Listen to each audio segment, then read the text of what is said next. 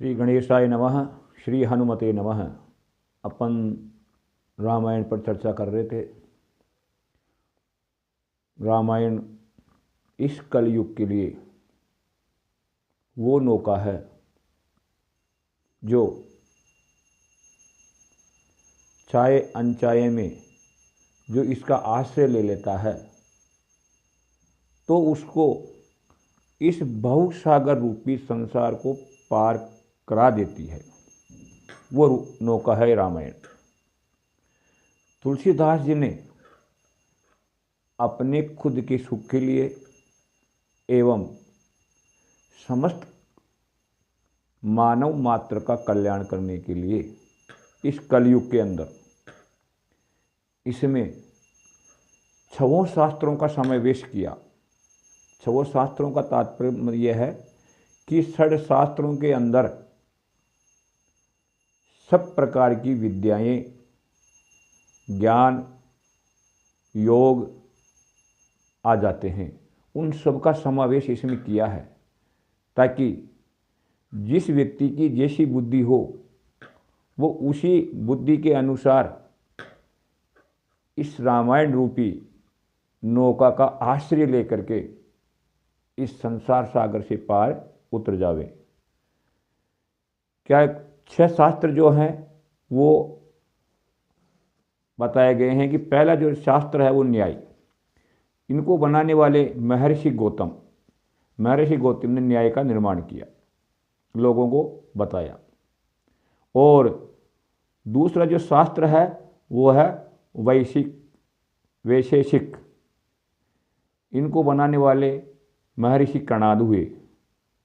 और सांख्य शास्त्र आप सब जानते हैं, भगवान कपिल मुनि ने इसका सर्व संसार को ज्ञान प्रदान किया था, सांख्य शास्त्रों का।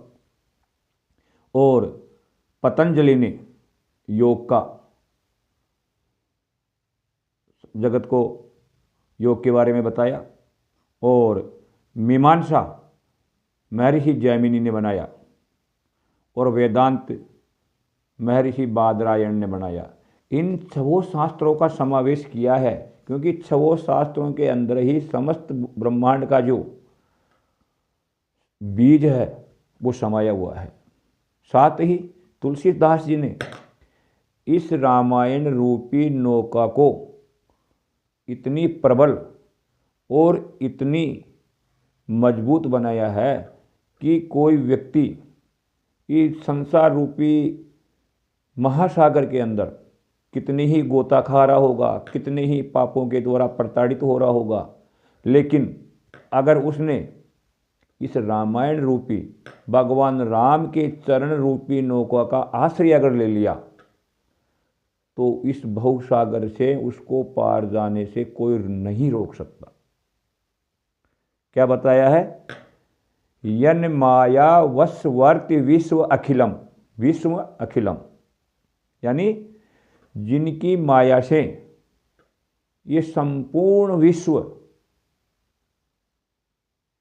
ब्रह्मादि देवासुरा, और विश्व की तो बात ही क्या करें, ब्रह्मा, देवता, असुर, ये सब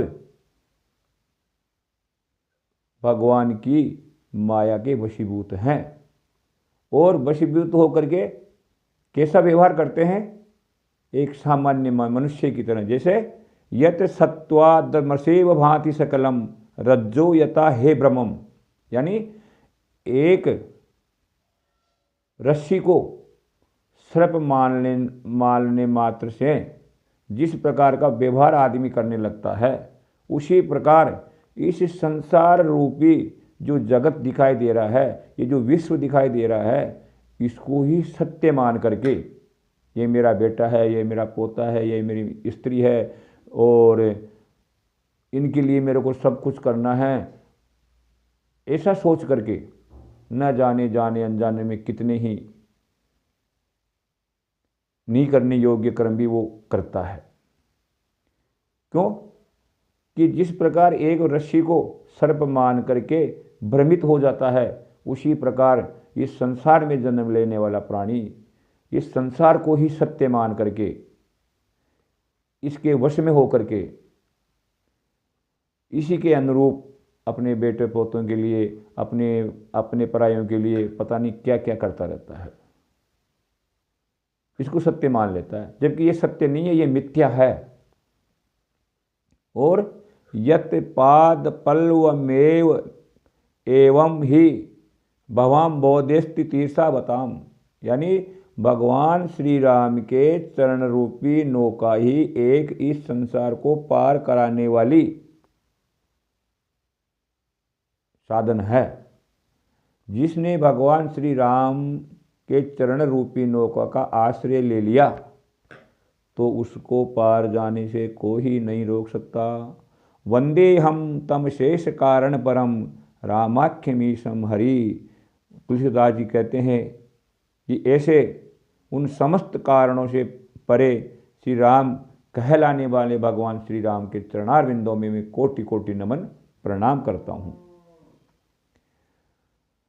तुलसीदास जी ने भी लिखा है, क्या लिखा है? नाना पुराण निगमा गम सम्मतम यद, यानी नाना पुराण का मतलब अनेक पुराणों का आश्रय इस रामायण को बनाने में लिया है उन्होंने, और शास्त्रों का सम्मति इसमें ली है।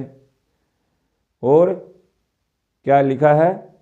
रामायण वर्णित की है, और कुछ शास्त्रों का भगवान राम जी का जहाँ जहाँ उल्लेख मिला है वहाँ से भी ला करके इसमें समाहित किया है। मैं जो आपको रहस्यमयी रत्नों की बात कर रहा था, वो अनेक शास्त्रों से, अनेक पुराणों से उठा करके भगवान तुलसीदास जी ने कलयुग के प्राणियों को उद्धार करने के लिए उन रत्नों को इस रामायण रूपी सागर में ला करके समाहित किया है। जरूरत है अब किसकी? उन रत्नों को निकाल करके, उन रत्नों का आश्रय लेकर के अपने आप का कल्याण करने की।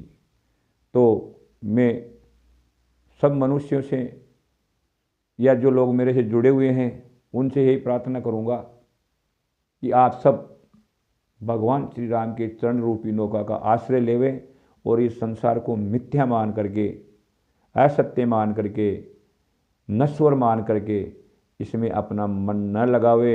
मन केवल एक ही जगह लगाना है, और वो है भगवान श्री राघवेंद्र सरकार के चरणारविंदों में अपना मन लगाना है। तो आप इस भवसागर रूपी संसार से पार हो जाएंगे और अपना मनुष्य देह धारण करने का जो उद्देश्य है वो आपका संपन्न हो जाएगा, पूर्ण हो जाएगा। जय राधे, जय गोविंद, जय श्री राम।